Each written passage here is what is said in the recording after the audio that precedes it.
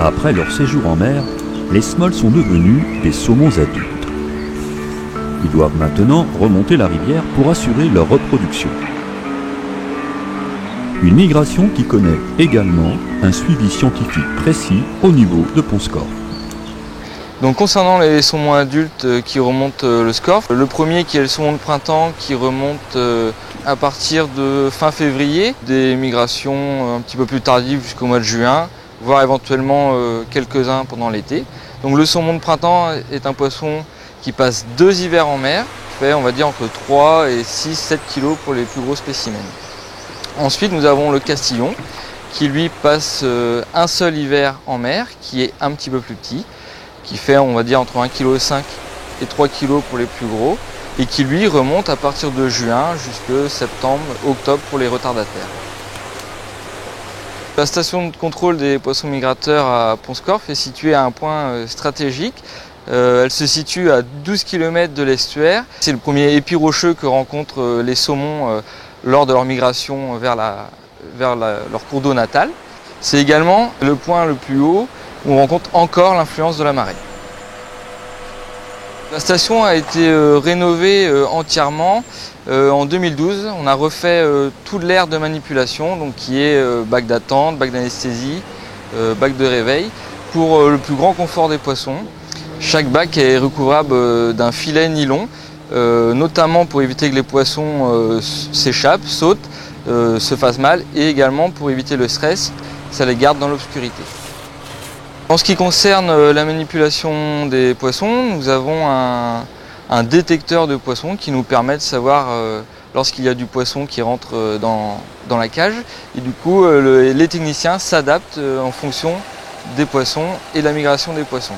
On laisse le moins de temps possible les poissons dans le piège. Si les poissons sont présents dans la cage, on commence à préparer le matériel et notamment à mettre les bacs en eau et les filets. Une fois les poissons arrivés dans le bac d'attente, on termine de préparer tout le matériel pour laisser le moins de temps possible et que la manipulation se fasse le plus rapidement possible. Donc nous allons passer les poissons un par un dans le bac d'anesthésie à l'aide des trappes. Une fois les poissons endormis, filet enlevé, nous allons observer le poisson, l'état général du poisson.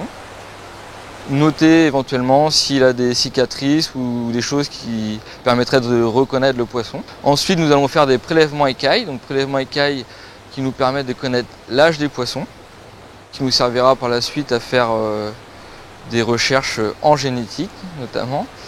Nous prenons la longueur du maxillaire pour savoir si c'est un mâle ou une femelle. Comme exemple, pour un poisson de 70 cm, si le maxillaire est supérieur à 7 cm, il y a de grandes chances que ce soit un mâle. Si c'est inférieur, que ce soit une femelle. Une fois ce maxillaire pris, nous allons regarder si c'est déjà un poisson que nous avons capturé auparavant, au stade tacon lors des pêches électriques ou au stade smolt lors de la dévalaison. Si le poisson n'a pas de pit tag, à ce moment-là, nous allons lui en poser un et relever le numéro. Une fois le pit tag posé, nous apposons un petit tatouage qui est un point bleu pour que les pêcheurs et autres personnes puissent reconnaître, savoir que c'est un poisson qui est passé à la station de contrôle. Une fois ces manipulations faites, nous allons mesurer le poisson et le peser. Une fois toutes ces manipulations effectuées, nous le remettons dans ce que nous appelons le bac de réveil.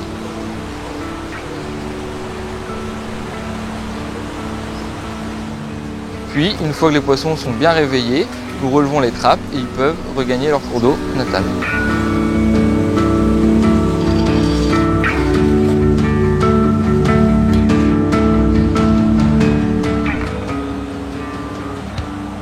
Grâce aux interprétations issues du dispositif du Moulin des Princes, on sait aujourd'hui que 80% des adultes qui remontent les rivières bretonnes sont des castillons et environ 20% sont des saumons de printemps.